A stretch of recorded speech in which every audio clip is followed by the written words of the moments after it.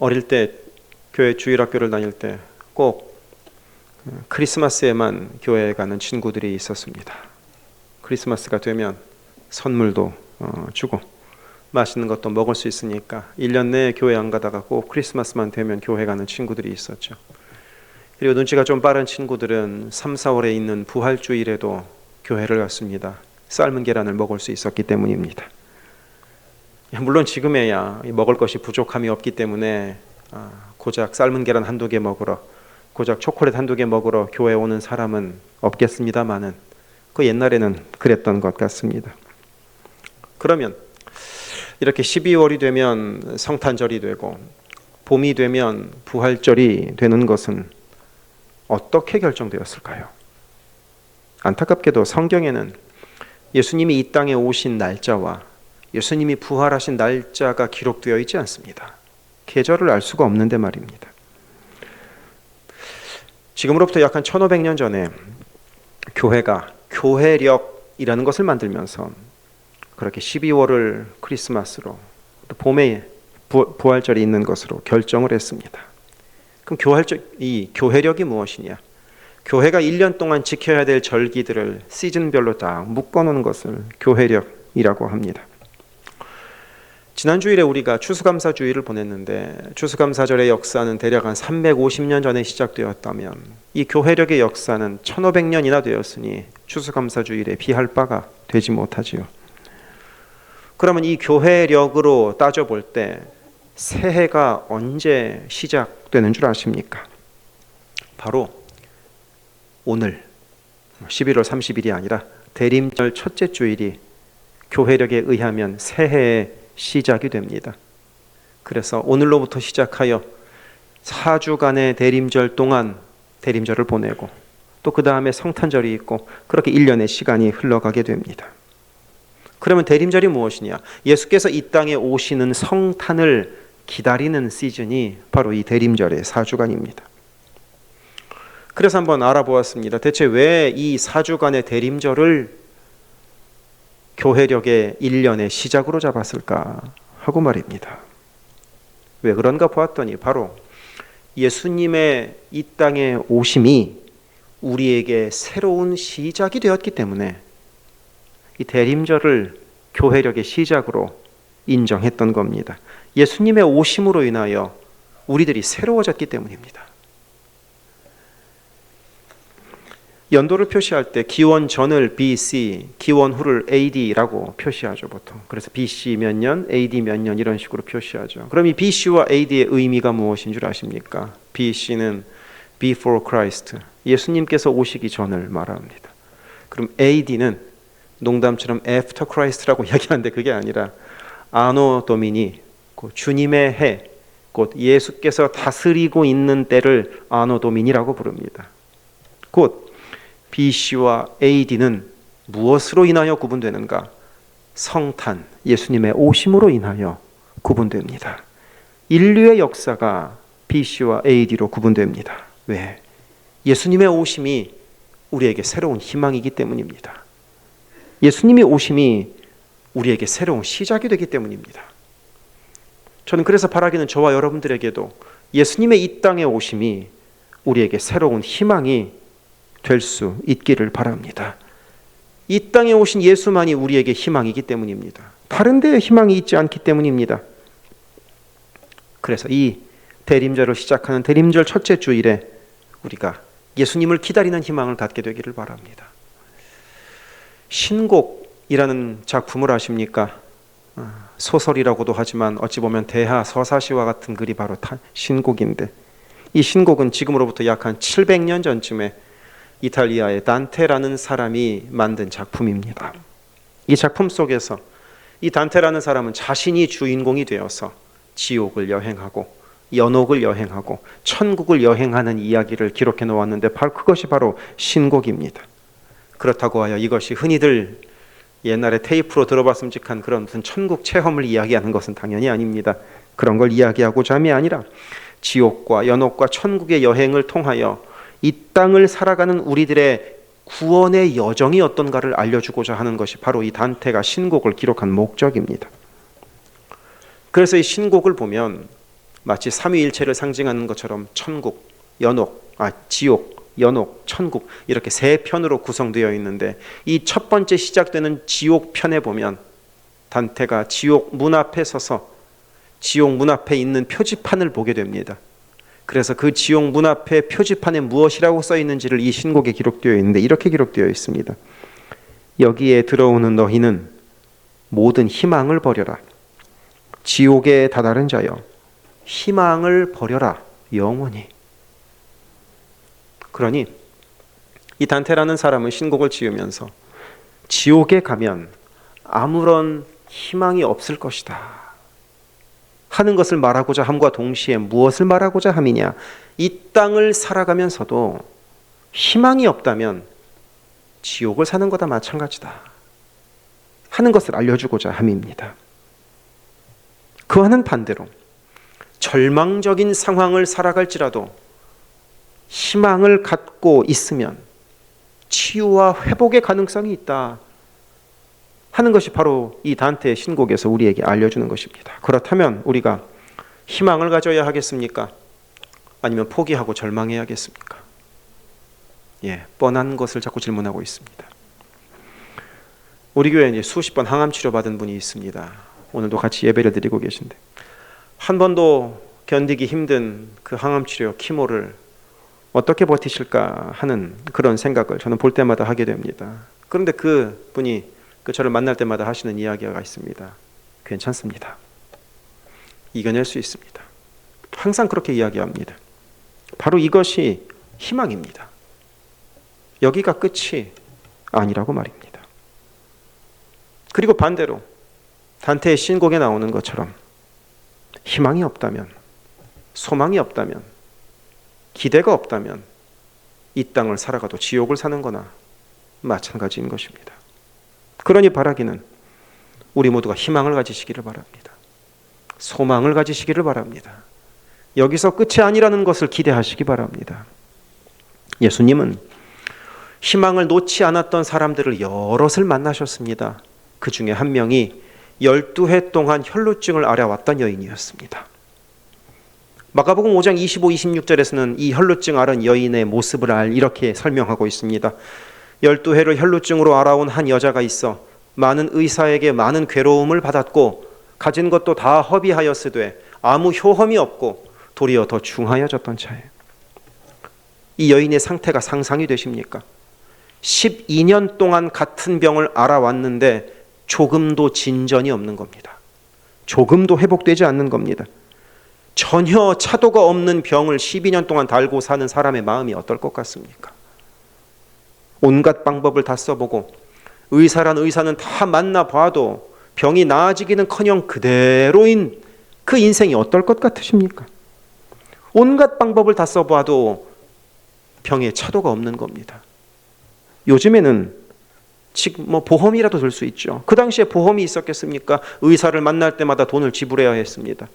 그러다 보니 이 여인의 12년간의 삶은 몸은 몸대로 망가지고 돈은 돈대로 다 사라져버린 그렇게 비참한 삶이었을 겁니다. 그러니 이 여인의 사는 것이 죽는 것과 다를 바가 무엇이 있었겠습니까? 그러니 이 여인은 희망이 없는 사람입니다. 12년 동안 못 나은 병을 앞으로 나을 것이다라고 어떻게 기대할 수 있겠습니까? 오랜 시간 동안 병으로 고생하는 분들 중에서 그런 생각하시는 분들이 종종 있습니다. 너무 힘들어, 지치고 지긋지긋해서 다 포기하고 싶은 그런 분들 가끔씩 만나게 됩니다. 그런 분들의 마음을 누가 다 이해할 수 있겠습니까? 오죽하면 그렇게 절망하고 포기하겠습니까?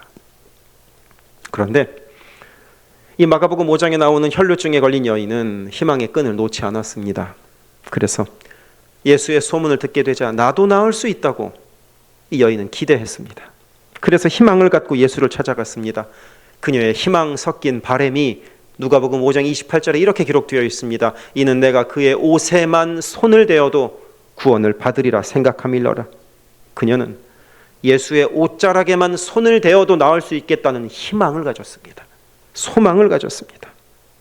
여기서 이 28절 말씀을 보면서 이 여인은 구원을 받겠다고 생각했지 병을 낫겠다고 생각하지는 않았지 않았느냐 하고 이제 좀 삐딱하게 보실 수도 있겠지만 이 당시에는 병에서 낫는 것을 구원으로 여겼습니다. 그렇기 때문에 이 말씀에서는 이 여인은 병에서 낫겠다라는 소망을 갖고 있었다는 의미입니다. 그리고 그녀의 희망대로 이 여인이 예수의 옷자락을 잡았을 때 그 병에서 노임을 받게 되었습니다. 할렐루야. 희망을 놓지 않았기 때문에 회복을 경험할 수 있었던 겁니다. 저는 이 희망이라는 단어를 생각할 때마다 죄송하지만 저희 아버지가 생각이 납니다. 저희 아버지 세대분들이 많이 그러셨겠지만 저희 아버지는 고작 7살에 아버지를 잃었습니다. 그것도 이제 순교로 저희 할아버지가 돌아가셨으니까요. 저희 아버지 입장에서는 큰 그늘이 되어주던 아버지가 돌아가셨으니 그야말로 힘든 삶을 사셔야 했습니다. 아무리 공부를 잘해도 상급 학교에 진학할 수가 없었습니다. 돈이 없는데 뭘로 학교를 간단 말입니까? 그래도 아버지는 잘 살 수 있다는 희망을 놓지 않으셨습니다. 잘 될 것이라는 희망을 놓지 않으셨습니다. 아버지를 빼앗아간 하나님이 원망스러웠지만 그래도 저희 아버지는 믿음을 버리지 않고 정말로 성실하게 사셨습니다. 그러면 그렇게 성실하게 희망을 놓지 않고 살아오신 대가로 지금은 떵떵거리고 잘 살고 계시느냐? 실은 그렇진 않습니다. 하지만 그래도 희망을 놓지 않았기 때문에 지금까지 신앙생활을 잘 하시면서 평안하게 살아오실 수 있습니다. 희망이 저희 아버지를 여기까지 이끌어왔던 것입니다. 이런 이야기를 가지신 분들 우리 중에도 있지 않습니까? 희망이 있기 때문에 우리가 달려오고 있는 겁니다. 소망이 있기 때문에 이 땅을 살아가고 있는 겁니다. 오늘 우리가 읽은 예레미야 32장의 말씀은 이 유다와 예루살렘이 멸망하기 직전의 이야기입니다. 멸망하기 직전. 조그만 나라 유다가 나라가 다 망가지고 오직 하나 예루살렘 도시 하나 남았습니다.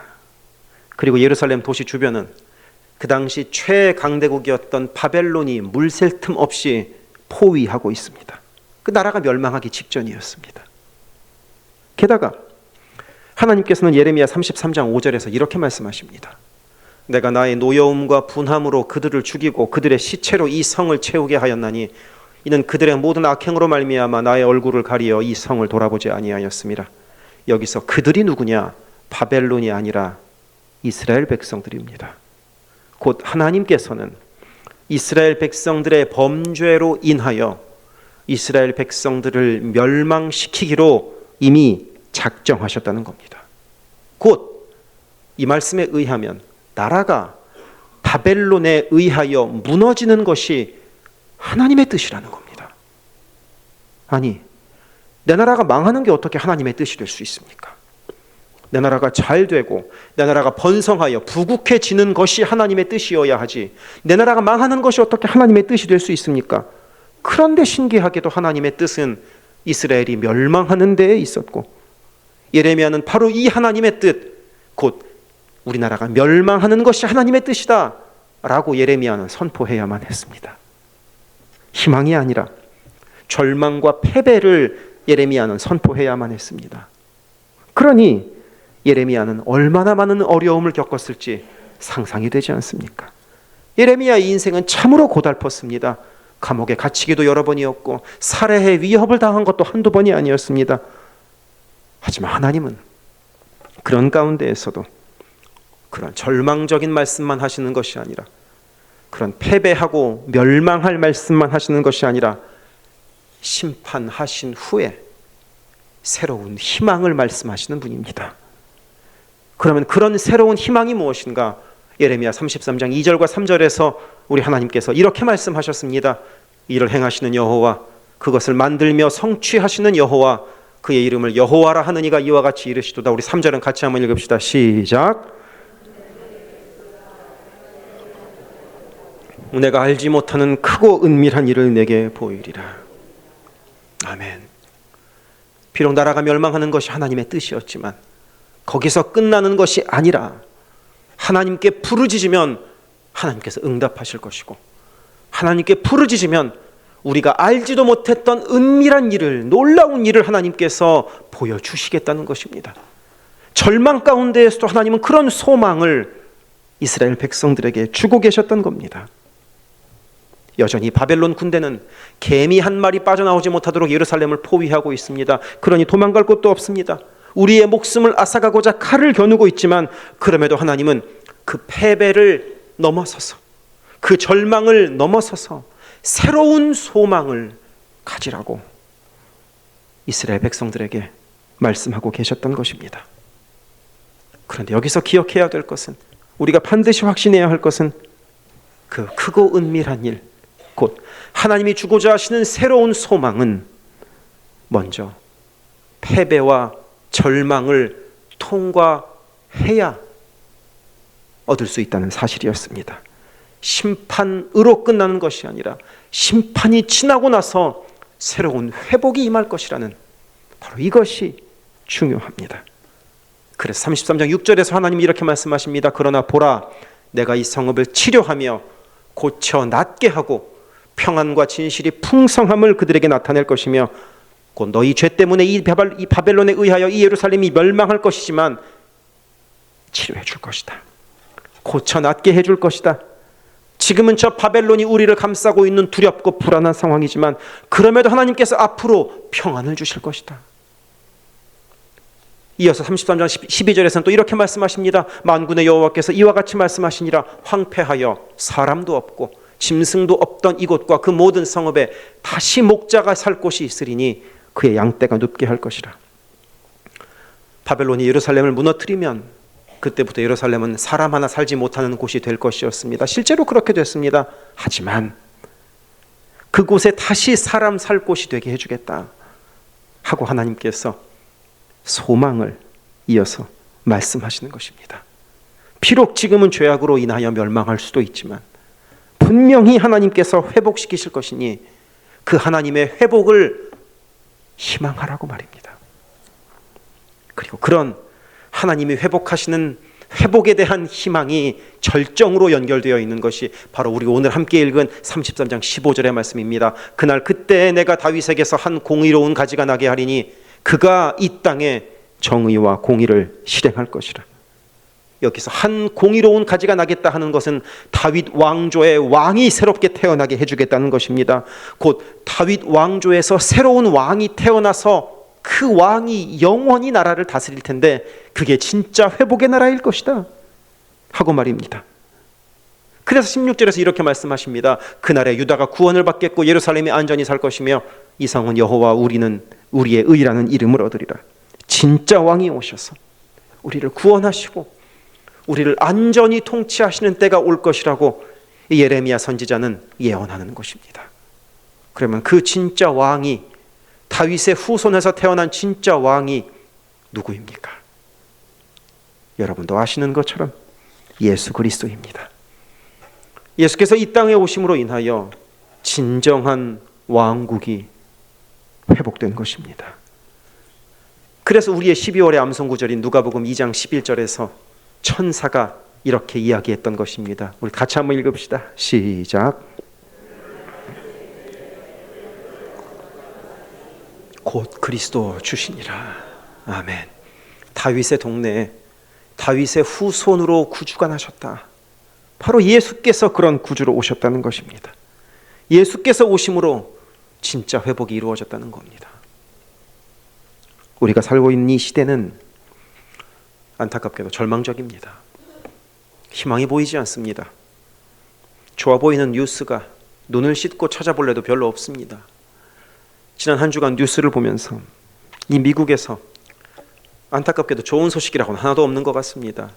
경제 안 좋다, 물가 오른다, 비즈니스 하기 힘들어진다, 외교도 잘 안 된다, 심지어는 며칠 전에 워싱턴 DC에서 총격 사고가 일어나서 또 신분이 어려운 사람들은 더 불안하게 생겼습니다.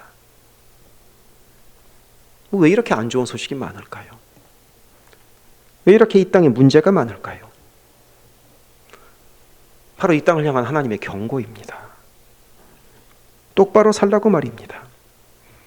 예수 그리스도를 섬기는 사람들이 예수 그리스도를 섬긴다고 이야기하는 나라가 바르게, 공의롭게, 정직하게, 정의롭게 살아가라는 하나님의 경고인 것입니다. 그리고 그 가운데에서 예수만을 희망으로 살아간다면, 예수만을 희망의 근거로 하여 이 땅을 살아간다면 분명 희망이 있다고 하나님은 말씀하고자 하시는 것입니다. 우리가 이 땅에 희망으로 삼을 사람은 아무도 없습니다. 희망으로 삼을 정치 체제도 아무것도 없습니다. 희망으로 삼을 만한 어떤 경제적인 것도 없습니다. 건강이 우리의 희망도 아니지 않습니까? 이 땅에 있는 것들 중에 우리가 희망으로 삼아서 영원히 변하지 않을 것이 무엇이 있습니까? 오직 한 분, 예수만이 희망입니다. 예수만이 소망입니다. 그래서 우리가 이 예배를 마치며 우리들의 마음 가운데 나는 예수만을 희망으로 갖고 살아가겠다, 예수만을 소망하며 살아가겠다 하는 믿음의 결단이 저와 여러분 가운데 굳건히 세워지기를 바랍니다. 기도하겠습니다.